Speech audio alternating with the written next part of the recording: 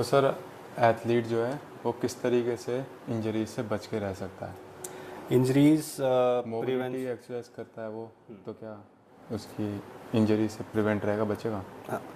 जो मोबिलिटी की एक्सरसाइज होती हैं वो मोबिलिटी बेसिकली एक फ्लेक्सिबिलिटी वाला पार्ट है, राइट। इंजरी प्रिवेंशन आपका सिर्फ मोबिलिटी या फ्लेक्सिबिलिटी नहीं रहता है। और इंजरी की जो फेसेस हैं, we call them the faces, की टाइप ऑफ इंजरी वो आपकी कभी भी एक जगह पे एक जैसी नहीं होती है। जी so that can also depend on your strength कि उस पार्ट पे स्ट्रेंथ थी कि नहीं थी, द बैलेंस, द कोऑर्डिनेशन, कि आपके जो नी को चलाने वाली जो मसल्स हैं उस पे एक फायरिंग पैटर्न हुआ and they were able to contract at that time precisely जैसा होना चाहिए, राइट।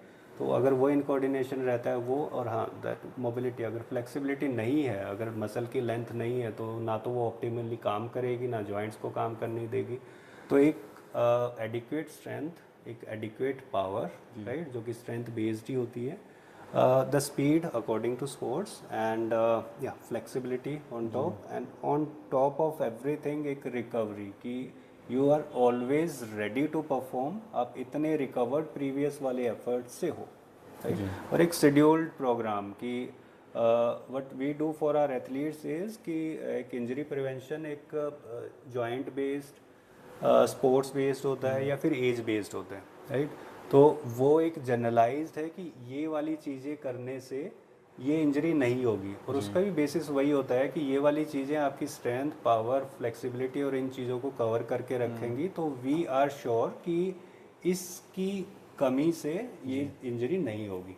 तो वो सारा का सारा बेसिस इंजरी प्रिवेंशन का वो एक ग्रुप या इंडिविजुअलाइज भी हो जाता है, एंड उसका भी बेसिस वही रहता है कि आपके जॉइंट्स की रेंज, आपकी मसल की स्ट्रेंथ, आपके मसल्स का पावर प्रोडक्शन, आपके reaction to may be the opponent और ऑब्जेक्ट, आपकी फ्लेक्सिबिलिटी और आपका डिसीजन मेकिंग पावर, और फटीग रेजिस्टेंट आपका मेंटली और फिजिकली आप कैसे हैं।